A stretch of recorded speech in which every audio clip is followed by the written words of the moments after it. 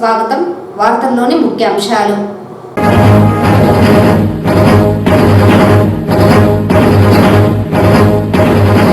రాష్ట్రంలో జగన్మోహన్ రెడ్డి పాలనకు స్వస్తి పలికేందుకు ప్రజలు సంసిద్ధంగా ఉన్నారు. టీడీపీ పార్టీ ఉమ్మడి చిత్తూరు నియోజకవర్గ ఎమ్మెల్యే అభ్యర్థి గురజాల జగన్మోహన్ నాయుడు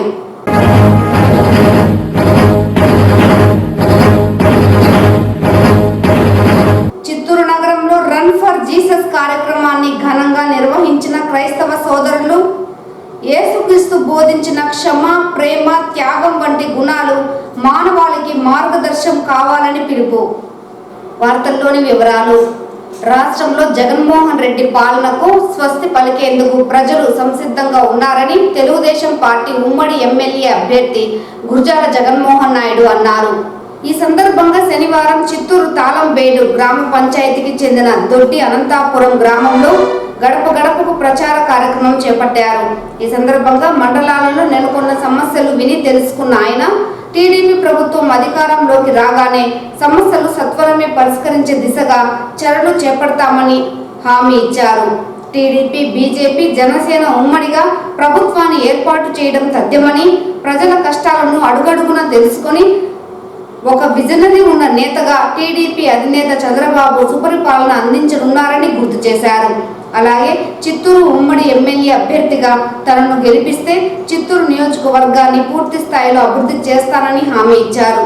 ఈ కార్యక్రమంలో అధిక సంఖ్యలో మండల నాయకులు, కార్యకర్తలు, జిల్లా నాయకులు తదితరులు పాల్గొన్నారు. ఆంధ్రప్రదేశ్ హైకోర్టు ప్రత్యేక కమిటీ ఎంపిక చేసిన సివిల్ సూట్స్ ఒక అవలోకనంపై న్యాయమూర్తులు పూర్తి అవగాహన కలిగి ఉండాలని ప్రిన్సిపల్ జిల్లా మరియు సెషన్స్ జడ్జి భీమారావు పేర్కొన్నారు. శనివారం జెడ్పీ సమావేశపు హాల్ నందు చిత్తూరు జిల్లాలోని న్యాయమూర్తులకు వివిధ అంశాలపై నిర్వహించిన వర్క్షాప్ కార్యక్రమంలో ముఖ్య అతిథిగా పాల్గొన్నారు. ఈ సందర్భంగా జిల్లా ప్రధాన న్యాయమూర్తి మాట్లాడుతూ money suit, mortgage suit, partition Dodge మరియు ఇంజెక్షన్ సూట్ల గురించి జాగ్రత్త వహించడం ద్వారా జ్యుడిషియల్ ఆఫీసర్లు తమను తాము సన్నద్ధం చేసుకోవాలని ముఖ్య ఉద్దేశంతో ఉమ్మడి చిత్తూరు జిల్లాలోని జ్యుడిషియల్ ఆఫీసర్లందరికీ పీరియాడికల్ వర్క్షాప్ నిర్వహించడం జరుగుతున్నదని తెలిపారు. న్యాయాధికారులకు చట్టం స్థూలమైన మరియు విధానపరమైన ఎప్పటికప్పుడు అవసరమని భావించే ఇతర అధ్యాపకులలో మంచి జ్ఞానంతో సన్నద్ధం చేయడానికి, వారు తమ విధులను నమ్మకంగా మరియు సమర్థవంతంగా నిర్వహించడానికి, అధిక స్థాయి నిజాయితీని కొనసాగించడానికి ఆంధ్రప్రదేశ్ రాష్ట్ర హైకోర్టు జిల్లా కేంద్రంలో 3 నెలలకు ఒకసారి న్యాయశాఖ అధికారులకు వర్క్షాప్లు నిర్వహించాలని హైకోర్టు ప్రతిపాదించిందన్నారు. ఈ సంవత్సరంలో 4 విడతలలో వర్క్షాప్లను నిర్వహించడం జరుగుతోందని, వాటిలో ఒకటి ఇప్పుడు జిల్లా కేంద్రంలో హైకోర్టు ప్రత్యేక కమిటీ ఎంపిక చేసిన సివిల్ సూట్స్ ఒక అవలోకనం నేటి అంశం. ఈ అంశం చాలా సముచితమైనదని మరియు న్యాయాధికారులందరికీ చాలా ఉపయోగపడుతుందని, న్యాయ వ్యవస్థకు ఇది ఒక అవకాశమని తెలిపారు.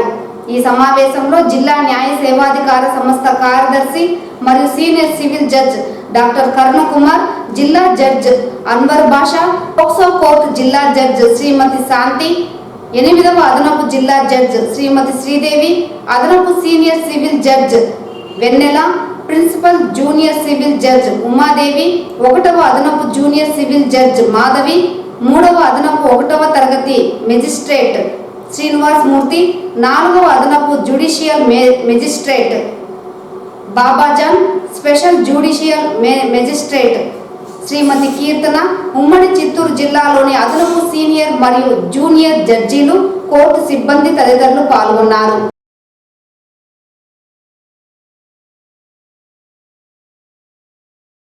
Officers with the sound knowledge in law, substantive as well as procedural, and in such other facilities as may be felt necessary for time to time to enable them to discharge their functions confidently and effectively, mainly high degree of rectitude. The Honorable High Court is proposed to conduct workshop to the judicial officers once in 3 months. A is limitation, admissibility, and 4 workshops are scheduled to be conducted. One of them is conducting now at district headquarters. Today's topic is civil suits on overall youth, chosen by the Special Committee of the Honorable High Court of AP. This topic is very apt and useful for all judicial officers.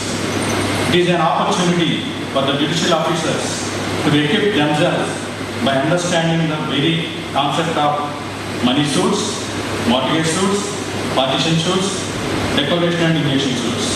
I once again welcome our resource persons Sri G.V. Krishna Garu, J.S. Kumar Garu and Mohammed Garu to this workshop. Thank you one another for giving this opportunity. This can also be considered and oral evidence can be recorded. Please see 18.2, where the writing containing the acknowledgement is undated. Oral evidence may be given at the time when it was signed, but subject to the provisions of the Indian Evidence Act, oral evidence of its contents shall not be received. So, may be given at the time when it was signed, but subject to the provisions of the Indian Evidence Act. Contents cannot be proved by oral evidence, but the time of acknowledgement. So, if somebody says in the plaint that the acknowledgement, though undated, is actually dated on so and so date, it is for him to ultimately prove it in the suit. The court always has the option of considering the aspect of limitation under section 3 of the limitation. శిలువ మరణం పొందిన యేసుక్రీస్తు మూడవ రోజున పునరుద్ధరుడై సజీవంగా ఉన్నాడని వివరిస్తూ చిత్తూరు జిల్లాలోని క్రైస్తవ సోదరులు శనివారం రన్ ఫర్ జీసస్ కార్యక్రమాన్ని నిర్వహించారు. షర్మన్ బాలికల పాఠశాల నుండి గాంధీ విగ్రహం వరకు ఈ ర్యాలీ జరిగింది.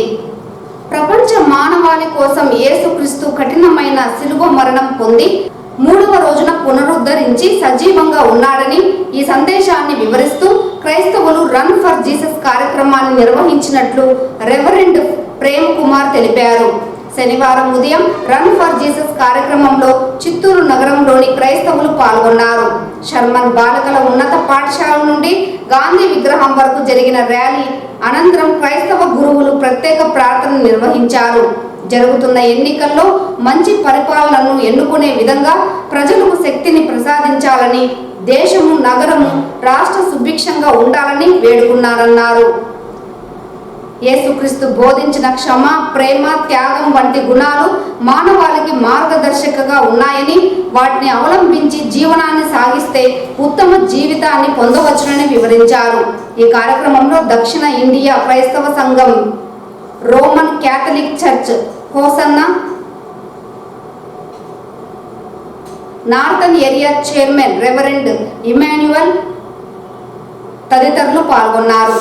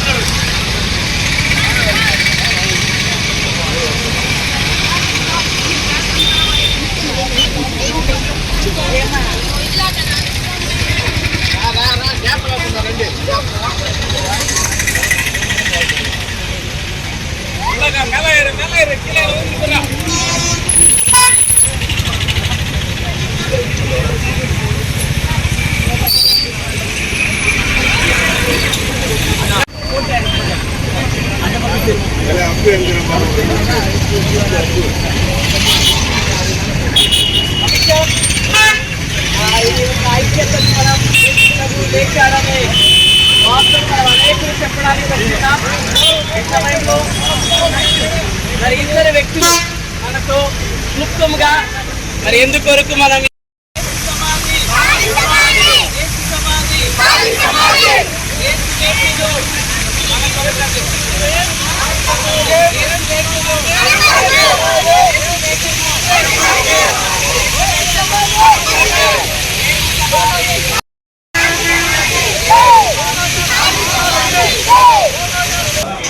శుభములు నేను తెలియజేస్తూ ఉంటున్నాను.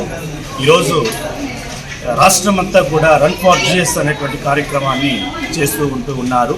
చిత్తూరు పట్టణంలో కూడా వివిధ సంఘ విశ్వాసులందరూ కూడా పాస్టర్లందరూ కూడా కలిసి ఈ చిత్తూరు పట్టణంలో నగర నడివీధుల్లో యేసుక్రీస్తు ప్రభువు వారు సర్వమానవాళి నిమిత్తమై మరణించి తిరిగి లేచాడు అనేటువంటి సత్య సువార్తను అనేకులకి చాటి చెప్పడానికి సాదృశ్యంగా మేమందరం కూడా అనేక సంఘాలు కలిసి ఈ చిత్తూరు పట్టణంలో యేసుక్రీస్తు ప్రభువు వారు మరణాన్ని జయించాడు అనేటువంటి విషయాన్ని మేము చాటి చెబుతూ ముందుకు వస్తూ ఉంటున్నాం. ఈరోజు రన్ ఫర్ జీఎస్ అనేటువంటి కార్యక్రమాన్ని మేము పూర్తి చేశాం.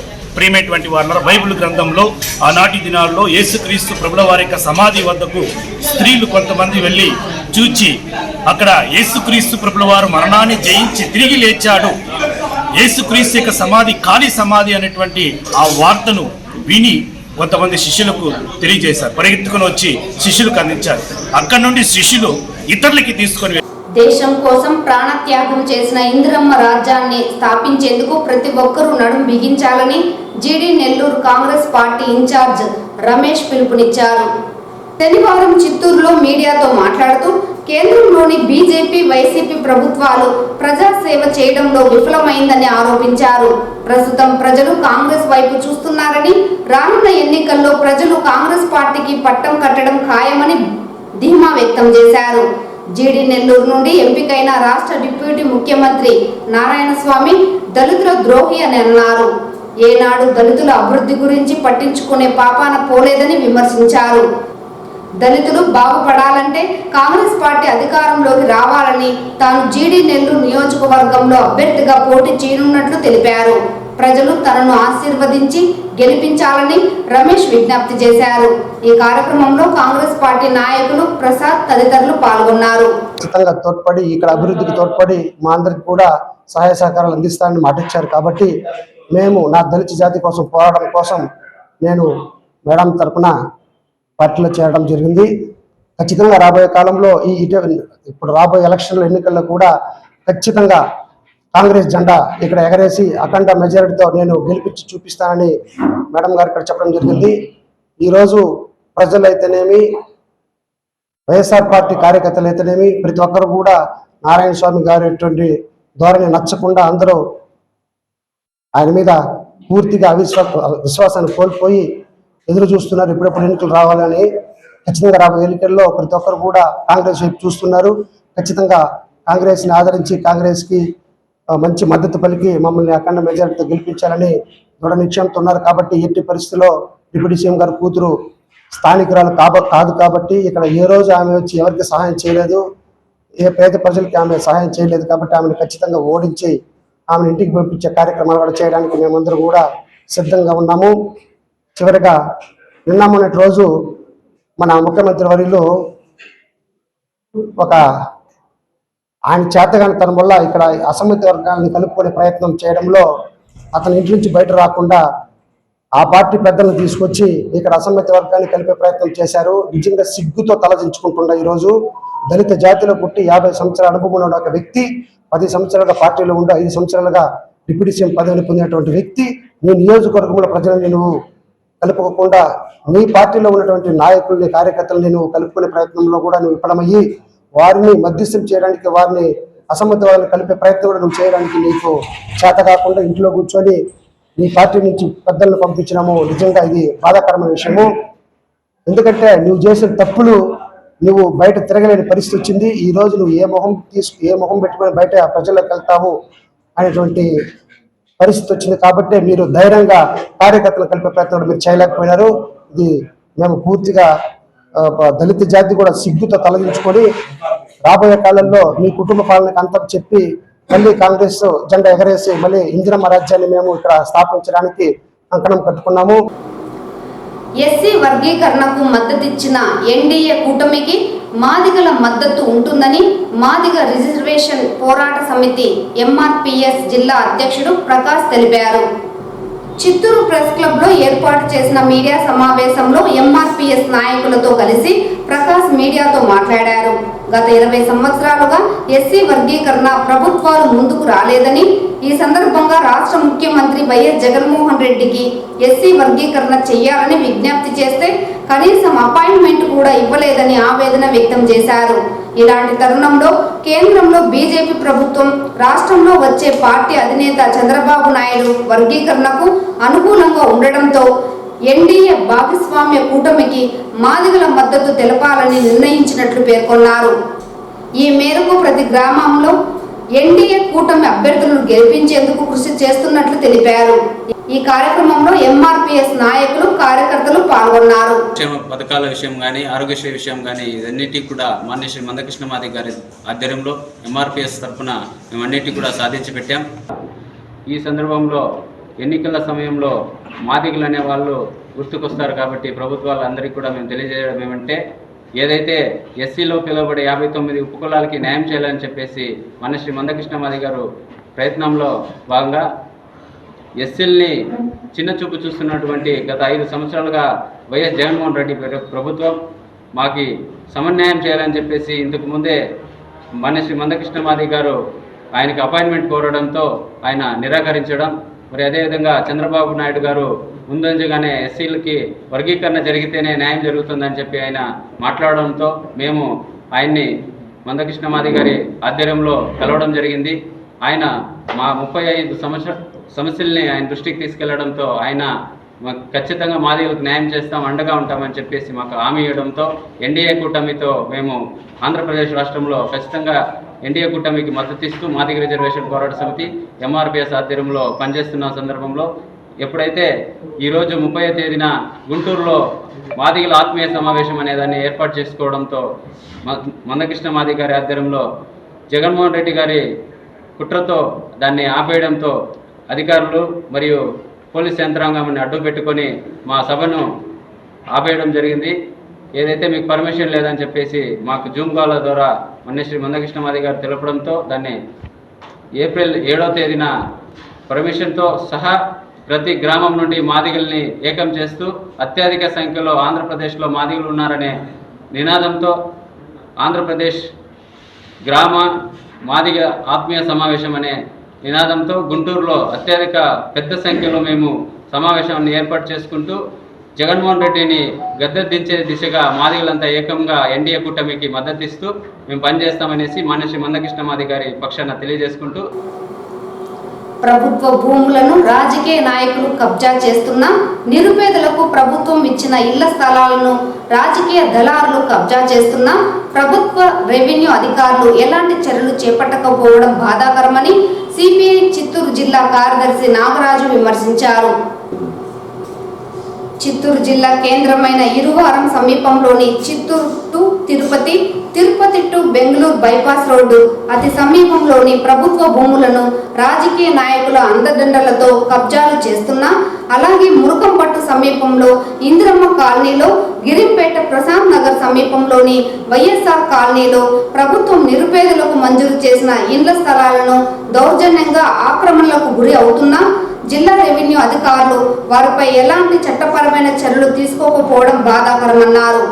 రాష్ట్ర ప్రభుత్వం అర్హత గల నిరుపేదలకు ఇళ్ల స్థలాలు మంజూరు చేస్తే ఆ యొక్క స్థలాలలో కడగాలు వేసి ఆర్థిక స్తోమత లేక గోడలను నిర్మించుకోలేక ఆర్థిక పరంగా ఇబ్బందులకు గురి అవుతుంటే అధికార పార్టీకి సంబంధించిన దళారులు కొంతమంది నిరుపేదలకు సంబంధించిన ఇళ్ల స్థలాలను ఆక్రమించుకొని లక్షలాది రూపాయలకు విక్రయించుకొని పేదలు అడిగితే వారిపై దౌర్జన్యం చేయడాన్ని తీవ్రంగా ఖండిస్తున్నామన్నారు.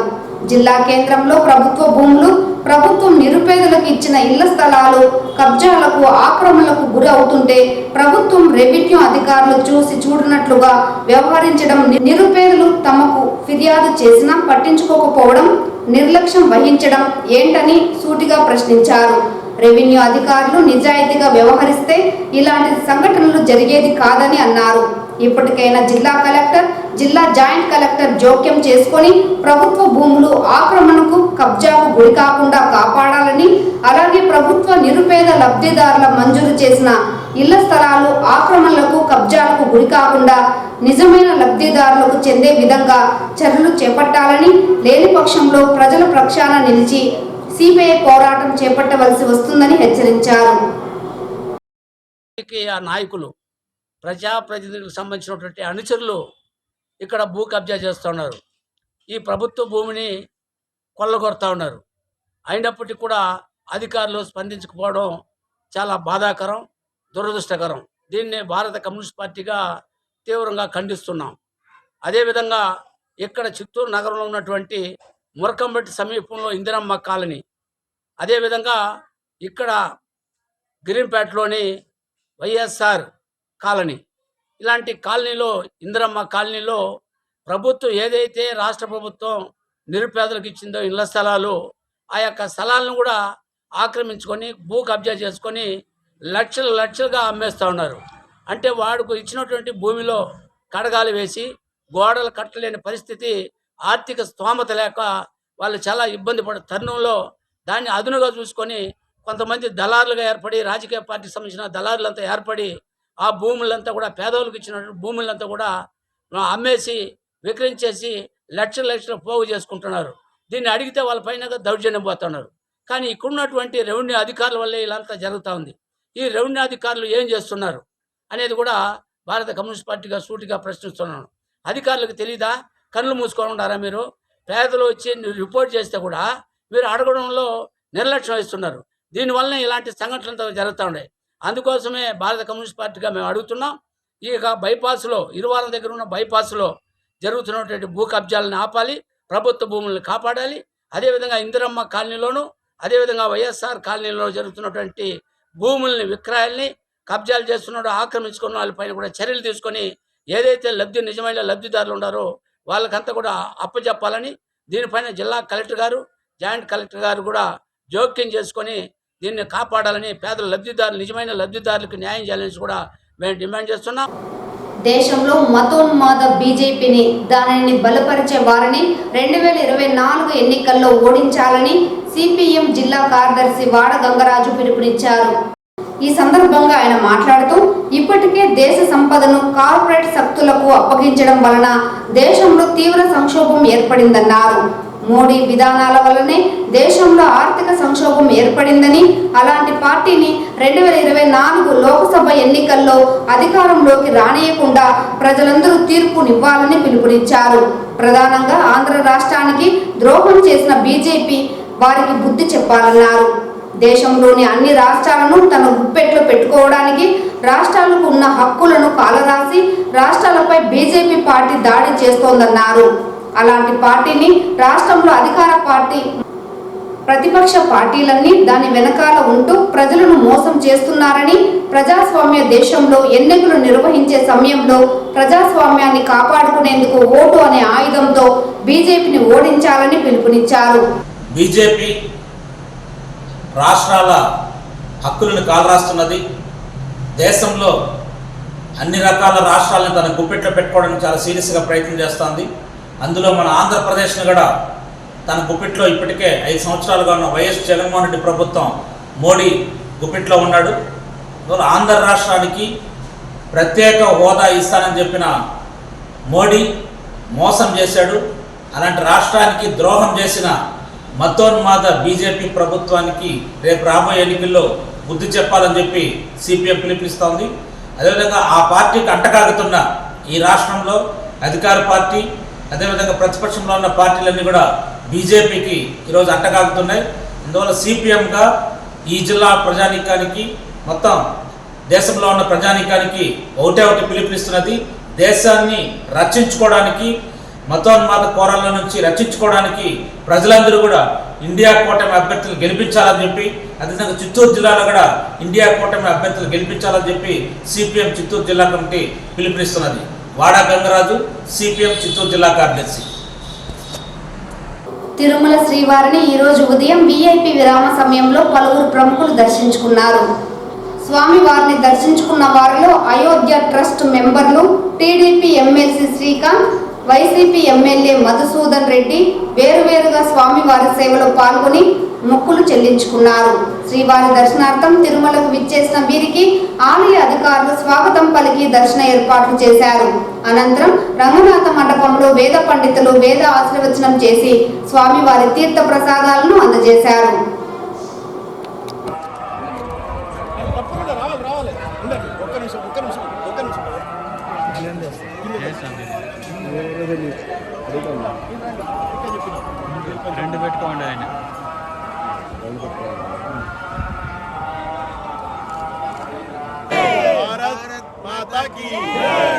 तिरुपति बाला भगवान की तिरुपति भगवान की भगवान की जय।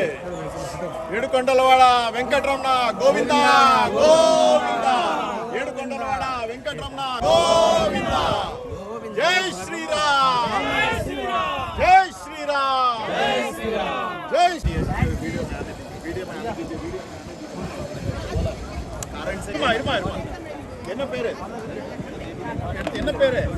ఈ వార్తలు ఇంతటితో సమాప్తం. నమస్కారం.